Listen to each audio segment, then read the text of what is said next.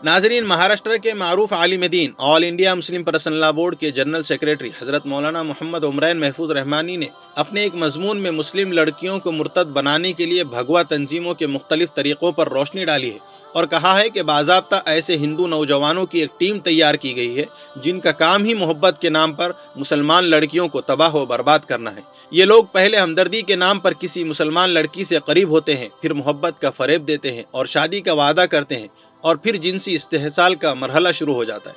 और जब वो लड़की इफ़्फ़त व इस्मत का गोहर लुटा चुकी होती है और उस लड़के से शादी का इसरार करती है तो फिर कोर्ट में कोर्ट मैरिज की दरख्वास्त दी जाती है। हज़रत मौलाना ने कहा कि मेरे इल्म के मुताबिक 1 महीने के बाद इस दरख्वास्त पर अमल दरामद होता है।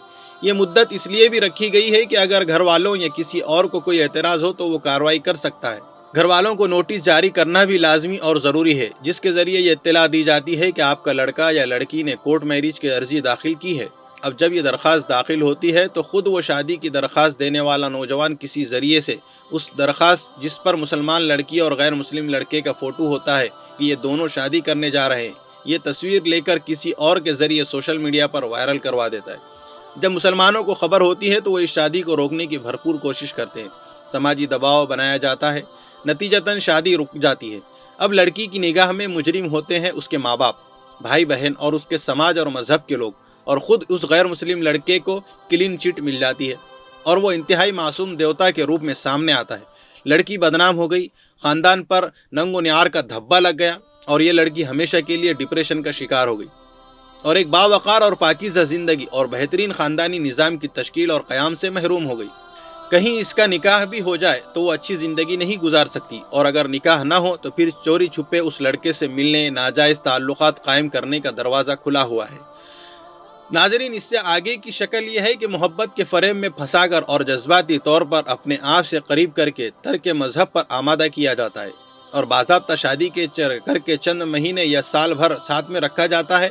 उसके बाद आए दिन के झगड़े शुरू हो जाते हैं। चूँकि इस शादी की वजह से ये लड़की अपने ख़ानदान, अपने समाज से बिल्कुल कट चुकी होती है, इसलिए वो अब वापसी के दरवाजे बंद हो चुके होते हैं। इसलिए उसी शोहर के साथ उसको रहना उसकी मजबूरी बन जाती है, जिससे फ़ायदा उठाकर वो शोहर अपनी बीवी से जिस्म फरोशी करवाता है और यहाँ तक कि फिर तलाक देकर दर दर की ठोकरें खाने पर उस लड़की को मजबूर कर देता है।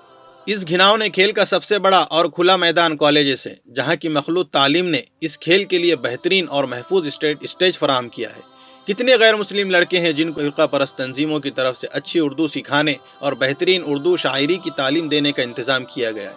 मुसलमान लड़की को दाम फ़रेब में फंसाने के लिए वो इस हुनर का भी इस्तेमाल करते हैं और कच्ची उम्र की जवान लड़कियां बहुत जल्द इस हथकंडे से मुतासिर होकर उनकी आगोश में चले जाती हैं और फिर यही बेहयाई उन्हें इर्तिदाद की शाहरा तक पहुंचा देती है। अलियाज़ बिल्लाह, कॉलेज के अलावा ट्यूशन क्लासेस भी इख्तिलात, बेहयाई और फिर दीन और ईमान से महरूमी का ज़रिया बन रही है। पढ़ने वाले तलबा तो शिकारी बने ही हुए हैं, पढ़ाने वाले टीचर्स और प्रोफेसर्स भी बहती गंगा में हाथ धो रहे हैं। ऐसे वाक़यात भी सामने आ चुके हैं कि किसी टीचर ने नोटिस देने के बहाने घर बुलाया और फिर वर्गला कर या ज़बरदस्ती उस लड़की के साथ गलत हरकतें की और खुफिया तरीके से उसका वीडियो बना लिया और बाद में वही वीडियो दिखाकर उस लड़की को ब्लैकमेल करने का सिलसिला शुरू कर दिया, जिसका नतीजा ये निकला कि वो लड़की गैरों के हाथों में खिलौना बन गई।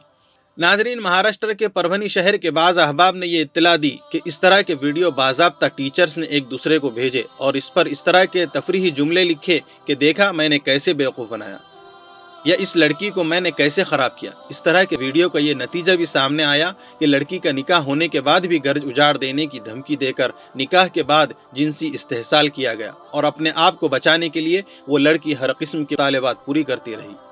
नाजरीन, जो मुसलमान लड़कियां दीनी जहन या घर की तरबियत की वजह से कुछ मोहतात होती हैं, उनको काबू में लाने के लिए दूसरी गैर मुस्लिम लड़कियों का सहारा लिया जाता है। वो लड़कियां उस लड़की से दोस्ती करती हैं और फिर वो अपने भाई या दोस्त की हैसियत से गलत किस्म के लड़कों से उसका तारुफ कराती है और फिर बात बढ़ते बढ़ते ये लड़कियां बेहयाई या इर्तिदाद तक भी पहुँच जाती हैं। उसके अलावा मोबाइल और ज़ेरॉक्स की दुकानों के ज़रिए भी मुसलमान लड़कियों के नंबरात और उनकी तस्वीरें और दूसरी मालूमात उन लड़कों तक पहुंचाई जा रही है जो इस काम पर लगे हुए हैं। वैसे भी सोशल मीडिया के ज़रिए मुसलमान लड़कियों तक पहुंचना आसान हो गया है। मुसलमान बनकर फिर बाज़ गैर मुस्लिम लड़के मुसलमान लड़कियों से फेसबुक वगैरह पर दोस्ती करते हैं और जब बात आगे बढ़ जाती है और मुलाकातें शुरू हो जाती है और ये राज खुलता है कि महबूब मुसलमान नहीं है, गैर मुस्लिम है, तब तक बहुत देर हो चुकी होती है। ناظرین، مسلمان لڑکیوں کو ورغلانے اور دام فریب میں پھنسانے کے لیے روپیے پیسے کا بھی بے دریغ استعمال کیا جا رہا ہے۔ کئی علاقوں سے یہ خبر مل چکی ہے کہ بڑے قیمتی تحفے مسلمان لڑکیوں کو دیے جاتے ہیں اور ان کے ذریعے ان کے دل میں جگہ بنائی جاتی ہے۔ اسی طرح ہمدردی کا ہتھیار بھی استعمال کیا جاتا ہے۔ کسی ذریعے سے اگر معلوم ہو گیا کہ یہ لڑکی پریشان ہے، یا اس کے گھر والے، ان کے گھر کے حالات اچھے نہیں ہیں، یا پھر اس کے گھر کے لوگ اس پر توجہ نہیں دیتے، تو فوراً بھیڑ کی کھال اوڑھ کر کہ کوئی ایسا بھیڑیا سامنے آ جاتا ہے اور مصنوعی ہمدردی کا ڈرامہ رچاتا ہے، اور پریشانی اور مشکلات سے جوجھ رہی لڑکی اسے اپنا ہمدرد سمجھ کر اس کے قریب ہوتی جاتی ہے، یہاں تک کہ عفت و عصمت کا گوہر لٹا بیٹھتی ہے، یا پھر فریب محبت میں گرفتار ہو کر دین و ایمان تک سے محروم ہو جاتی ہے۔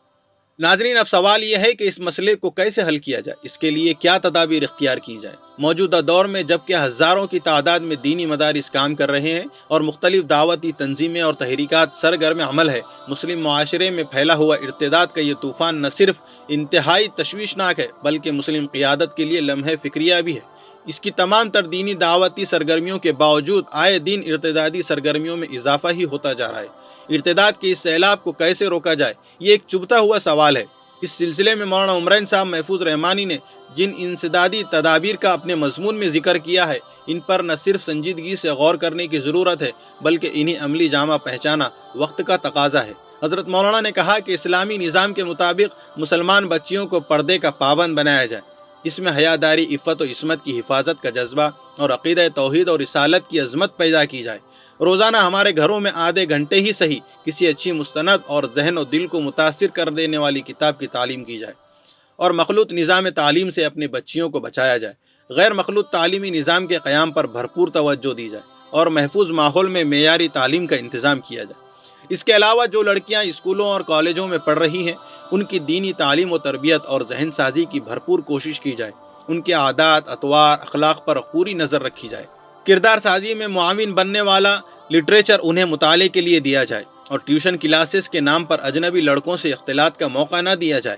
کسی ٹیچر یا ساتھی طالب علم کے گھر پر کسی تعلیم کی ضرورت کے نام سے بھی جانے کی اجازت نہ دی جائے۔ کالج لانے لے جانے کا خود انتظام کیا جائے، اور اینڈرائیڈ موبائل اور بائک خرید کر نہ دی جائے۔ یہ دونوں چیزیں بے حیائی کے دروازے کھولنے کے لیے اور ان کی عفت و عصمت کی تباہی کے دہانے تک ان کو پہنچانے والی ہے۔ اور موبائل ریچارج یا زیروکس کے لیے غیر مسلموں کی دکان پر جانے کی اجازت نہ دی جائے۔